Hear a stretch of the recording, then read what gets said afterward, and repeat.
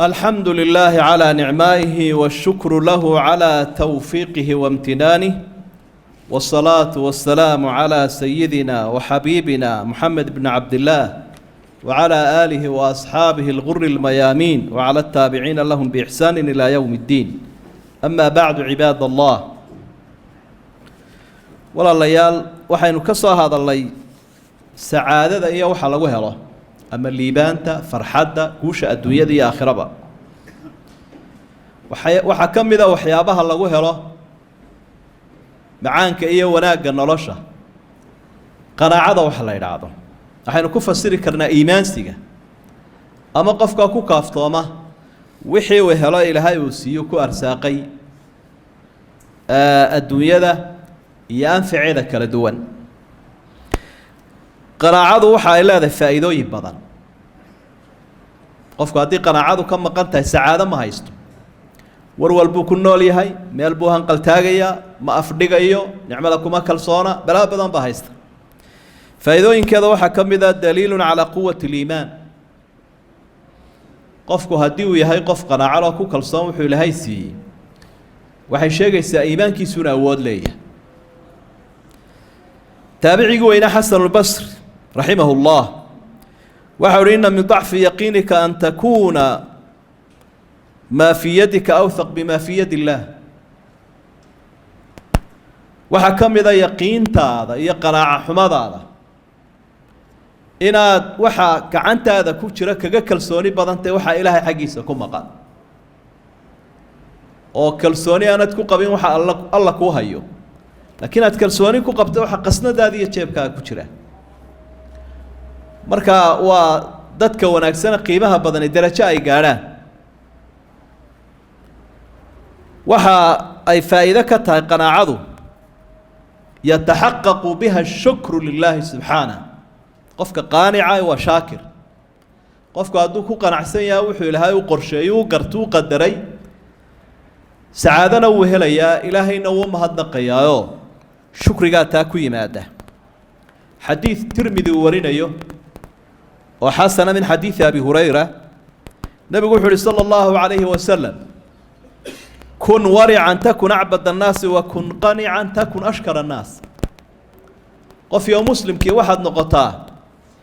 mid xalaal miirasho badan oo xaaraanta ka badbaado oo iska ilaaliya. xaaraantu yay kula fududaan, xataa waxaad xaaraanta uga shakida iskaga tag.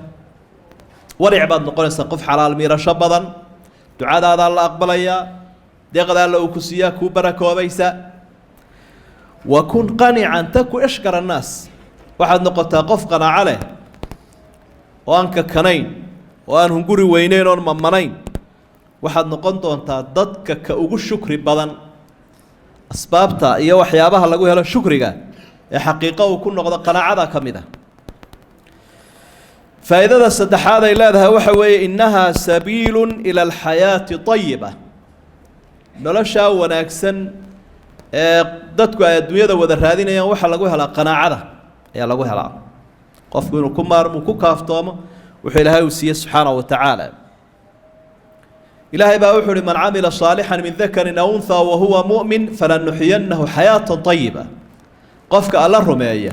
si wanaagsanna ilaahay u caabuda, nolol wanaagsan baanu noolaynaynaa baa ilahay uhi. waa noloshii sacaadada lahayd. ibnu cabaas, cali ibn abi aalib, xasan albasri wakayruhum waxay ku fasireen noloshaa wanaagsan alqanaaca. qorshaha alle qofka ku qanco weeyaan bay. faa'iidooyinkeeda waxaa ka mid ah afraad waa shifaaun min daa'i tasawuli waddamac. dadku inay iska daayaan damaacinimada,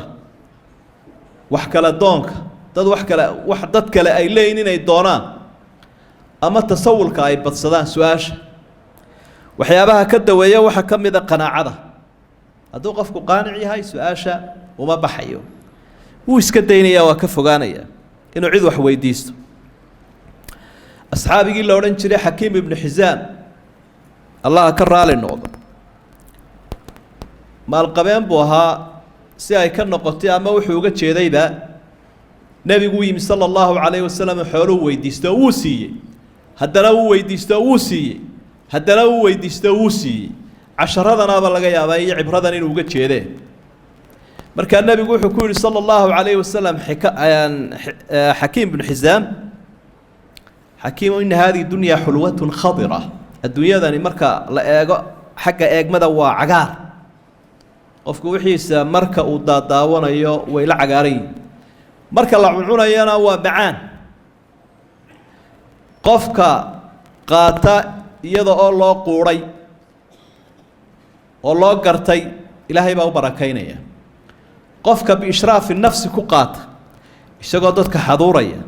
oo dhibaya oo keenta ku badinayana allah uma barakeeyo ayuu nebigu yihi sala allahu calayhi wasalam walyaddu alculyaa khayru min alyaddi sufla ogowo gacanta saraana ka khayr badanta hoose inaad noqoto ka wax bixinaya ayaa ka fiican inaad noqoto ka qaadanaya buu nebigu yihi calayhi salaatu wasalaam xakiim waa ku quustay oo wuxuu yihi waxaan ku dhaartay inta aan noolayn ana cid dambe waxba weydiin waanu ka dhabeeyey waktigii abubakar asidiiq radia allahu canhu uu madaxda ahaa dadka muslimiinta xoolihii la qaybinayo xaq u yeeshay xakiim marka loogu yeedho ma qaadan jirin waktigii cumar ibnu khadaab marka la yidhaa xaqiisa qaada muslimiinta loo qaybinayo ma qaadan jirin cumar markaa markhaati buu u samayn jiro wuxuu odhan jiray ninkaasi wixiisii inuu diiday ogaada marka qadiyata tasawul daahiratun hayru xadariya dadku inay isu taagaan inay waxuun dadka weydiistaan waa arrin aan wanaagsanayn haddii qaranku caalamka dawarsanayo oo aanay isku filaanshaha ka fikirayn oo qofku qoysku cid dawarsanayo oo qabiiladu su-aal u baxdo oo sheekhu siyaaro ururiyo oo suldaanku sada ururiyo bal waayahay dadkii yaa u baxaya wax siinaya ama qofkii reer magaalkaa kii yimaada ee miskiina u idhaa shaxaad baan kaa rabaa waxbaba namaasi waxaadna siisay wuu yarya oo qofku markuu saaxiibkii arka ama ehelkiisa uu arka uu kasii firdhado u idhaa iminkay wax ku weydiin ama koorhkiiyo kaba ay kaa qaadan kadeedka mujtamacu u badanaya idan waxaa loo socdaa waxa weeye qanaacadu ay u taagan tahay in lagu rabeeyo dadkoo la baro ummadda islaamka iyo qofkooda inuu isku filaansho dadku ay yeeshaan oo qofku uu wax qabsado isuna diyaariyo dadka intuu culays ku noqon lahaa inuu wax ku taro faa'iidada shanaad uu leeyahay shaygan la yidhaahdo qanaacadu waxa weeye waa xaqiiqatulghina qaninimada dhabti waa qanaacada qofka qaanica ah ee wuxuu ilaahay uu siiye ku qancaa waa qani kii kalena qani maaha حديث بخاري مسلم كسجان من حديث أبي هريرة النبي يقول صلى الله عليه وسلم ليس الغنى عن كثرة العرض ولكن الغنى غنى النفس قال نمذو ما حول بدنا الله ورصدا لكن قال نمذو وحوية النفط قف كونه كوكافته أما وسكت دقيه هاي مير قبو عقدكته أو حول هاي وسيه وكقن عسيه هاي أيا أهب النبي يقول لي قال نمذا نفطه لكن حول بدنا وقف كصور السلامة imise taajira baa xayraansanoo kulul oo wax dad kale eegaya imise madaxaba afdhigila oo mushaharkiisi ku filaan waayey oo gunadiisi ku filaan weyday oo wixii ummadda uruursanaya wuxuu sharxayaa nebigu calayhi salaatu wasalaam aayaadka qur-aanka ilaahay baa wuxu uhi wawajadaka caa'ilan fa aghnaa ilaahay baa ku helay nebi maxamed oo markuu ku soo diray adigoo faqiir oo qani buu kaa dhigay waxaana la ogsoon yahay rasuulku sala allahu calayhi wasalam dee dhaxalba kama dhiman xoolaba ma dhigan nebigu calayhi salaatu wasalaam qaninimana ilaahay uu ku sifeeye waa qanaacada faa'iidada lixaad ay leedahay waxa weeye alqanaacatu fiiha alcizu waطamacu fiihi dul waxaa la yidhaahdo gobonnimadu qanaacaday ku jirtaa dulliguna waxa uu ku jiraa damaacinimada qofku intuu damaaciyuu dad kale waxooda eegayo waa daliil sharaftii iyo gobonnimadii u dhaafay laakiin ummaddu markaa isku filaato dharkeeda iyo dhuunigeeda iyo waxay dhisanaysa iyo waxay u baahan tahay ee shisheeye ay ka maarantay cid gumaysanaysa ay ka maaranto dadkaasi gobonnimadoodii way leeyihin waxaa la yidhaha man laa yamliku quutahu laa yamliku qaraarah qofka aan quudkiisa haysanin iyo wuxuu u baahan yahay qaraarkiisa ma haysto idan markaa dadku waa inay ku xisaabtamaan inay isku filaansho iyo wixii awood ay leeyihiin inay cuskadaan bacd allahi subxaanah oo qanaaco ay ogaadaan xadiid saxiixa waxaa ku sugan malakul jibriil baa nebiga u yimi sala allahu calayhi wasalam وتلمامية وحنبي قوت المامين وما ضرن بوت المامية واعلم أن شرف المؤمن في قيام الليل وأن عزه في استغناه عن الناس وحالو قاتابو النبي محمد وشرف قفك مؤمنك وحا وكجرا هبينك إلهي وعباديست markay dadku fuuraan ay seexdaan ee hurdadu ay ka badato qofka Ilaahay isu taaga waqtiga Allah xusuusta Ilaahay sortaaga sharaftu taasay ku jirtaa waayo Allahu ku xiran yahay subhanahu wa ta'ala Ilaahay buu ka dhisan yahay qofka Ilaahay xaqiisa ka dhisana sharaf leena waxa weeye waa shariif qofkaas amaaniyo wanaag leh وعزه استغناء في استغناه عن الناس gobonimadiisuna waxay ku jirtaa iyo kornoqoshadiisu inuu dadka ka maarmo mid u dhawiya mid ka dheerba mid shisheeya mid sokeeya waa arin uu nabiga u tilmaamay malagu laakiin ummadoo dhan uu tacliiminayo jaakum jibriil yuallimukum diinakum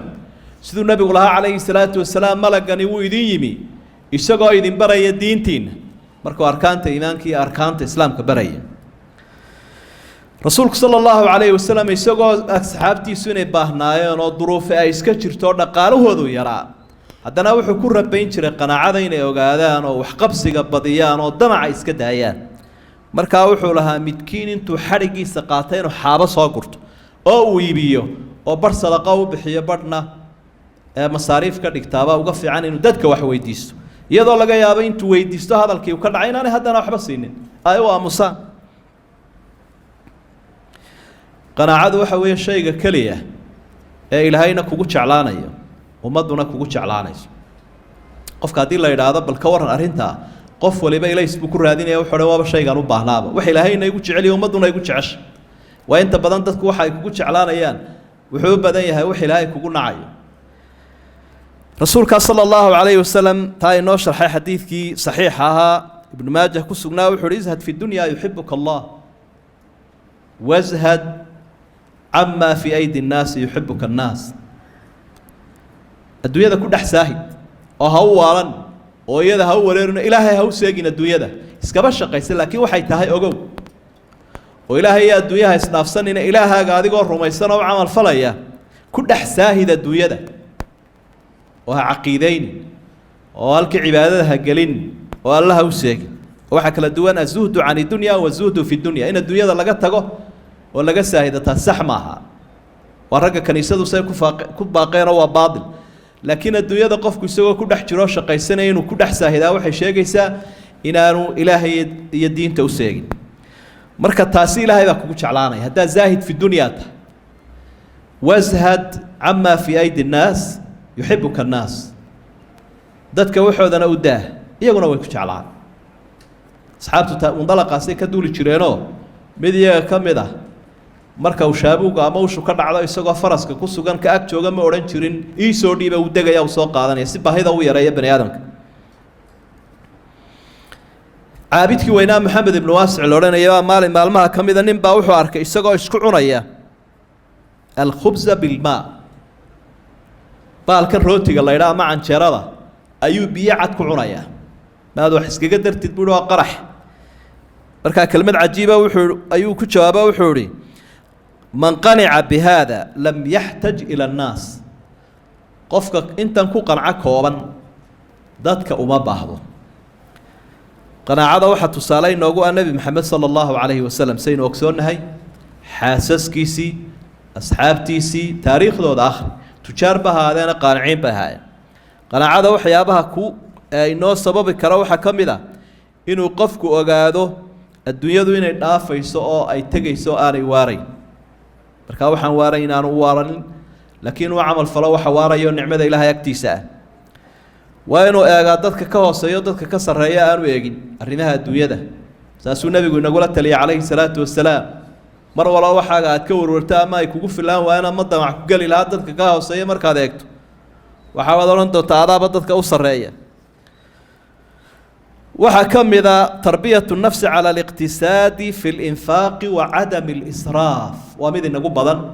قفك إن أنا كلاكعين الرمي سيسكون ده للتراه أو يسمي سامية ده دخل جاي خرج جاي يسمي سامي ويده ده معوس كابلا قفك دخل جي سوير يا محمد صلى الله عليه وسلم هذا كأبو خرج بدن أيودون ينو نوضه وارمها دبك جرا أفتاق يسلو وينان قفك وحبا أرقف اللين كبك وين بوكشين شارك وين بوكشين هاي كدبنا waxay keenaysaa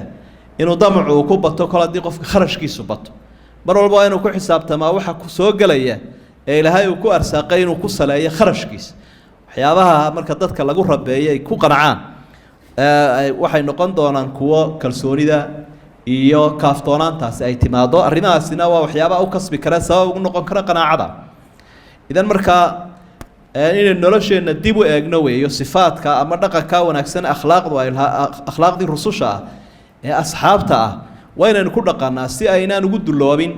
dad shisheeya oo ahdaaf kala leh inaguna aynaan isu karaahiyeysanin ilaahay deeqdiisana aynaan u saroogin allahumma arina alxaqa xaqan warzuqna ittibaaca وارنا الباطل باطلا وارزقنا اجتنابه اللهم اغننا بحلالك عن حرامك اللهم اغننا بحلالك عن حرامك وبفضلك عمن سواك وبطاعتك عن معصيتك يا أرحم الراحمين اللهم انصر الإسلام والمسلمين وانصر المستضعفين والمجاهدين في سبيلك في كل مكان يا أرحم الراحمين وآخر دعوانا أن الحمد لله رب العالمين وصلى الله على نبينا محمد وآله وصحبه وسلم وأقم الصلاة